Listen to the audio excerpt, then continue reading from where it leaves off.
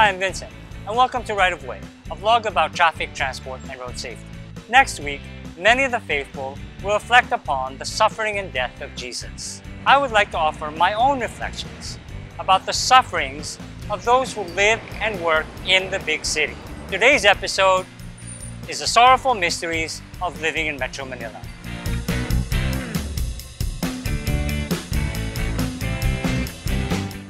Our first sorrowful mystery of living in Metro Manila is the agony of traffic. Yeah, you know what I'm talking about. You've been there. Whether it's standing in a jam-packed MRT, waiting in the long queues to get into an FX or a bus or a jeep, or sitting in your traffic for hours on end just trying to get from point A to point B. The problem seems enormous. It seems without solution and it seems intractable. But are there solutions? That's the mystery. Our second sorrowful mystery is the scourging of the commuters. In a previous episode, we took up the plight of the MRT commuter. But those hardships are experienced by all commuters who travel the metropolis. Whether it's fighting for a seat on a jeepney or a UV Express, dealing with the rain or the heat, dealing with the noise pollution and the dust, commuting through Metro Manila is a dehumanizing experience. The problem is, many of our policymakers, the decision makers, our local chief executives seem numb to the plight of our commuters. And our infrastructure, our commuting infrastructure, is falling apart and is decrepit.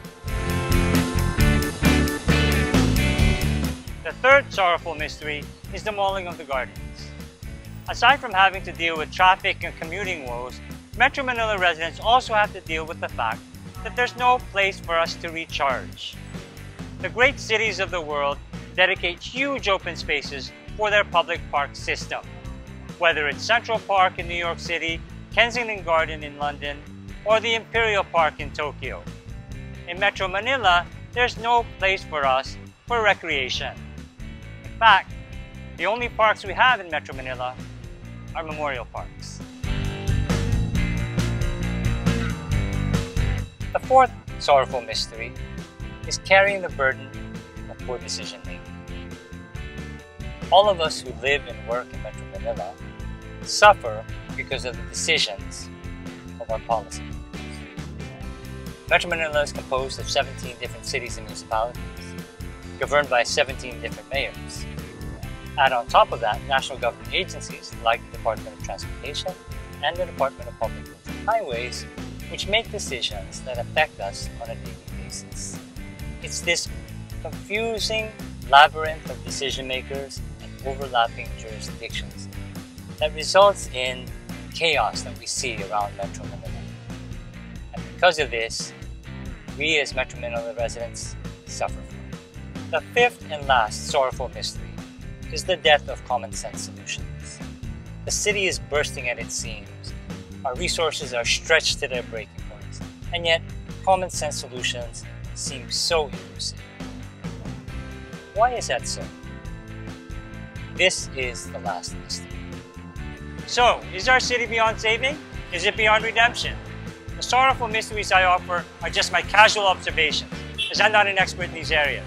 There are many more qualified people to speak on these matters. But what I do know is that the city is choking on overpopulation, underdevelopment, and a crumbling infrastructure. Couple that with short-sighted policymaking, what I call punctuit election policies. The first two mysteries, that of traffic and commuter woes, are actually related. The problem is, it seems that the approach to the traffic is wrong. Policies and development priorities put moving vehicles, specifically private vehicles, at the center. This, I think, is wrong. It has been said that there is an 80-20 rule in the city. 80% of the vehicles on the road move only 20% of the people, while 80% of the people are squeezed in only 20% of the vehicles. This implies that the framework for working on solutions to the traffic should be focused on moving people, not vehicles. So more road infrastructure will not solve the problem, because as you expand the road network and build more flyovers, more cars will fill those spaces. The solution, I think, can be found in spending much more on public transportation. We will take that up in more detail in a future episode.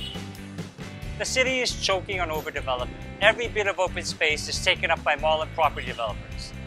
The shopping mall is a new 7-Eleven, one at every corner. If one mall developer builds a mall, its competitor cannot be outdone and builds another one down the street. Take, for example, the 4.5-kilometer stretch of Marcos Highway in Marikina. I count at least 5 malls: Santa Lucia Mall, Robinson's Metro East, and the new Ayala Mall Feliz, all of which are sandwiched by SM City Marikina on the west end and SM Masinag on the east end. If you live somewhere in the middle of that part of Marcos Highway, the sun rises and sets on an SM mall. And lastly, our policy and decision makers and the death of common sense. With 16 cities and 1 municipality in Metro Manila, and even more than that when you consider Mega Manila, each local chief executive exerts his or her will on their kingdom with little coordination with their neighbors. This makes for confusing policy for residents and workers who move across the cities throughout the day. Take, for example, the No Riding in Tandem ordinance of the City of Mandaluyong. The City of Mandaluyong passed an ordinance prohibiting 2 people from riding on a motorcycle, except in special circumstances.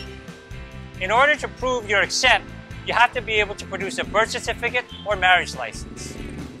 So if you're a motorcyclist with a passenger and you're not exempted, and you need to get across town, you'll have to find a way around Mandaluyong. That's crazy. And who suffers for these policies? We do. All is not lost, however. As a perennial optimist, I believe we can find a way to salvation. But this will require us to think differently, to discard old frameworks and use new ones. We also have to engage with our leaders, our local mayors, our legislators, and heads of agencies such as the MMDA, the Department of Public Works and Highways, and the Department of Transportation, among others. No one has a monopoly on solutions or good ideas, but if we all work together, we can find the best solutions to our challenges. For now, I'll leave with you with that to reflect on. This ends another episode of Right of Way. I'd like to give a shout out to Gabe for helping me with this episode. If you have any photos, videos, ideas, or suggestions, you can email us at rightofway@rappler.com or message us on Twitter, Instagram, and Facebook at rightofwayph. This is Vincent, and I'm out of here. Let's make our city a better place to live.